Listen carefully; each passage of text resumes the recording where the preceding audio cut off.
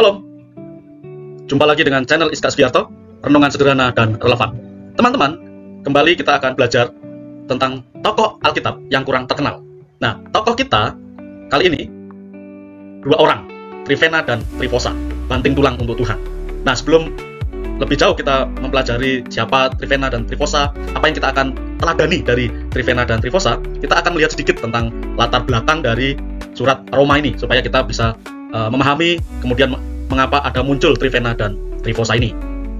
Nah, kita lihat latar belakang dari surat Roma ini ya teman-teman. Surat Roma itu surat yang ditulis oleh Rasul Paulus ya, dan ini surat yang paling panjang, paling teologis, dan paling berpengaruh. Kita ingat ya, Martin Luther ya membuat sebuah reformasi karena membaca kitab Roma ini. Nah, mengapa posisi kalau kita lihat ya teman-teman, surat Roma ini mendahului atau di awal dari surat-surat Rasul Paulus yang lain ya, karena mungkin sifatnya ini ya, jadi apakah karena panjang dan memang yang bersifat lebih teologis begitu. Nah, di surat Roma Paulus meyakinkan orang percaya di Roma yang tinggal di Roma bahwa Rasul Paulus itu ingin datang ke Roma begitu, tapi masih banyak halangan yang kemudian belum bisa sampai di Roma. Maka surat ini ya ditulis dan dikirim terlebih dahulu. Jadi ini surat Rasul Paulus untuk orang-orang percaya yang tinggal di Roma, semacam surat penggembalaan begitu kira-kira. Nah, surat Roma ini ya ditulis di akhir perjalanan misi yang ketiga dari Rasul Paulus, dan posisinya pada saat Rasul Paulus nulis surat ini, dia sedang berada di Korintus. Nah, tepatnya di rumah Gaius ya. Yang lalu kita udah pernah belajar tentang Gaius ya, karena memang Gaius itu orang yang menolong ya Rasul Paulus dalam pelayanan di Korintus. Nah, khusus ya karena Trifena dan Trifosa itu ada tertulis ya, dan memang hanya di situ, tidak ada di tempat lain. Itu ditulis di Roma pasal 16, di mana itu nanti kita lihat ya, Rasul Paulus menyebut banyak nama, teman-teman. Nah, surat kepada jemaat di Roma ini ya dikirim melalui seorang bernama Febe ya. Di Roma 16 ayat 1 itu disebutkan nama itu. Nah, Febe yang merupakan pelayan jemaat. Ya, yang membawa suratnya Rasul Paulus kepada orang-orang di Roma itu Febe ini ya, atau mungkin juga sekalian membacakan, menjelaskan suratnya Rasul Paulus kepada orang-orang di Roma tadi itu Febe ini. Dan dalam surat itu juga ya disebutkan bahwa Rasul Paulus meminta orang-orang di Roma, orang-orang percaya di Roma itu menerima Febe itu. Nah, kemudian ya di akhir suratnya Paulus menyampaikan salam pribadi ya kepada banyak orang Kristen yang disebut itu rekan sekerja dalam Kristus ya, yang membantu Rasul Paulus di pelayanan. Nah, khusus di Roma pasal 16 ya kita melihat salah satu ya mungkin, atau ya salah satu lah kira-kira begitu ya, menjadi rahasia keberhasilan pelayanan Rasul Paulus itu apa? Ya, teman atau tim atau kerjasama tim itu yang membuat pelayanan Rasul Paulus di berbagai tempat itu berhasil. Maka di pasal 16 di Roma ini Rasul Paulus menyebutkannya. Ya, ada daftar nama, itu ada 29 orang yang disebutkan oleh Rasul Paulus di pasal 16. Ya, salam-salam begitu semua. Dan 10 diantaranya itu perempuan. Nah, 2 diantaranya nanti kita akan belajar, yaitu Trifena dan Trifosa ini, teman-teman. Jadi ini penting ya, kalau kita lihat mengapa Rasul Paulus perlu menyebut nama-nama itu, karena itu penghargaan Rasul Paulus kepada teman-temannya. Tanpa mereka, Rasul Paulus tidak bisa melayani sebegitu rupa dan berhasil memberkati banyak orang, membawa orang-orang kepada Kristus. Jadi itu kunci sukses Rasul Paulus. Jadi ini penting sekali juga kita bisa pelajari dari Rasul Paulus, bahwa dia mengingat ya, memuji ya, memberi penghargaan kepada teman-temannya. Tanpa mereka, tanpa teman, tanpa tim, pelayanan tidak akan berhasil. Ini perlu juga kita pelajari. Nah, sekarang kita lihat siapa Trifena dan Trifosa itu, teman-teman.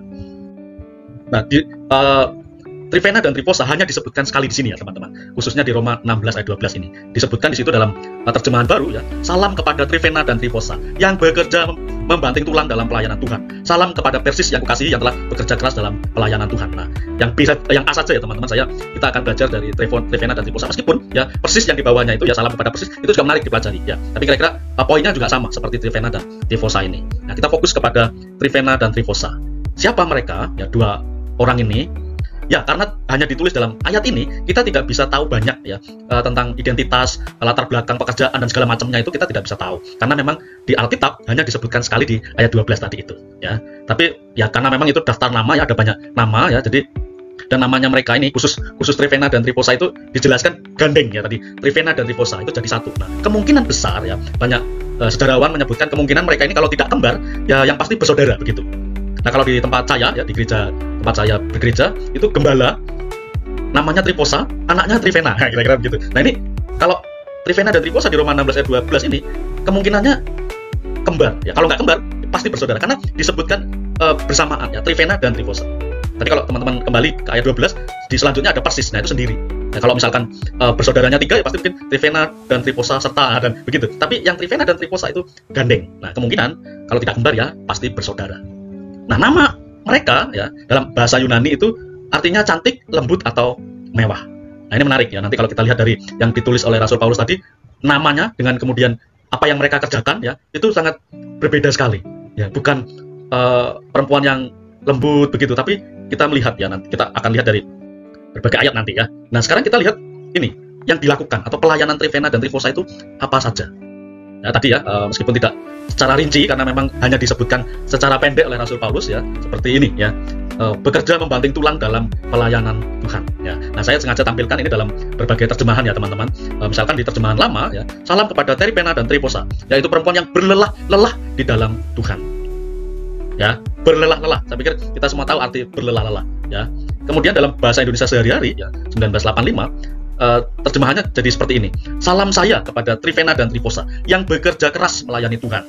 Ya, dalam terjemahan lama berlelah-lelah, dalam bahasa Indonesia sehari-hari bekerja keras melayani Tuhan.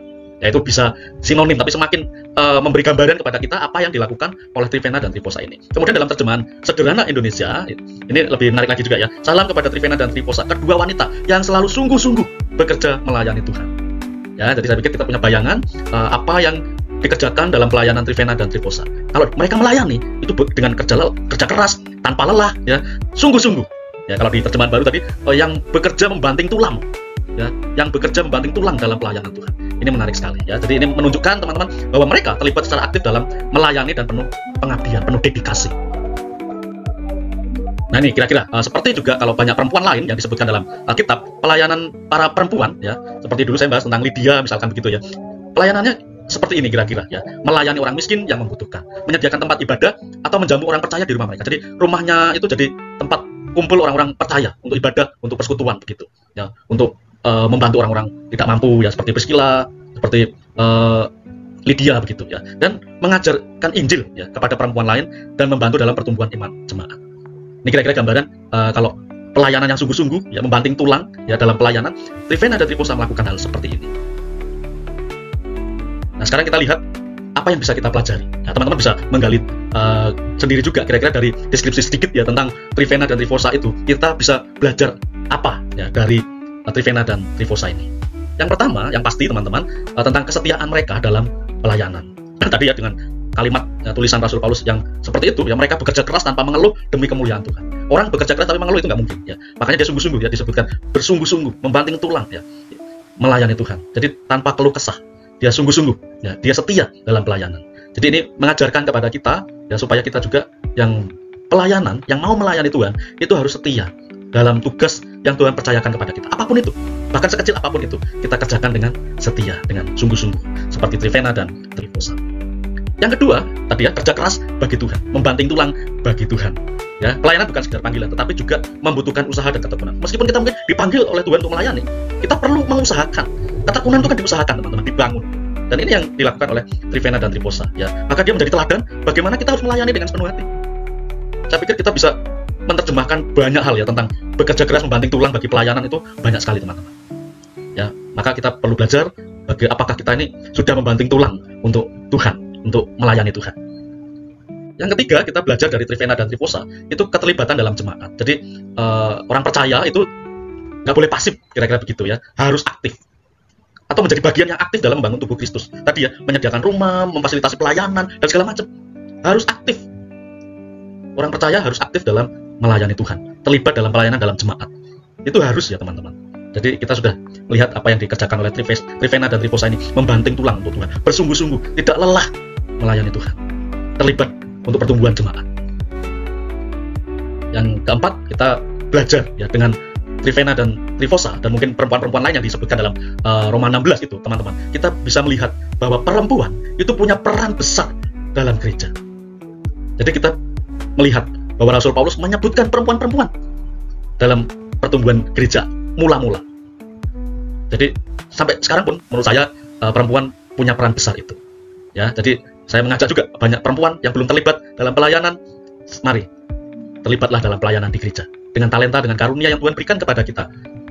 Berikan untuk Tuhan, berikan untuk pertumbuhan gereja.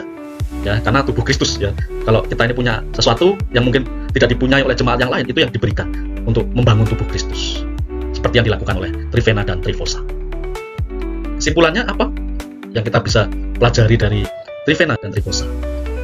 Teman-teman, Trivena dan Trifosa adalah contoh perempuan yang tidak hanya percaya pada Kristus, jemaat biasa yang pasif tadi, tapi juga menunjukkan iman mereka melalui tindakan nyata, aktif. Mereka bekerja keras untuk kemuliaan Tuhan, dan nama mereka dikenang dalam Alkitab sebagai pekerja yang setia, pekerja yang membanting tulang. Kita pun dipanggil untuk melayani dan meneladani semangat dari Trivena dan Trifosa, bekerja dengan giat dalam pelayanan dan menjadi alat Tuhan dalam membangun, dalam menumbuhkan jemaat di tempat kita berada. Terakhir, pertanyaan untuk kita semua. Apakah saya sudah melayani Tuhan dengan sungguh-sungguh sampai membanting tulang seperti Trivena dan Trifosa? Mari kita renungkan itu bersama, dan setelah itu mari kita mulai aktif, berperan aktif dalam pelayanan di gereja, supaya gereja kita, dimanapun kita bergereja, itu bertumbuh, karena ada banyak jemaat berkontribusi dalam pelayanan. Selamat meneladani Trivena dan Trifosa. Tuhan memberkati.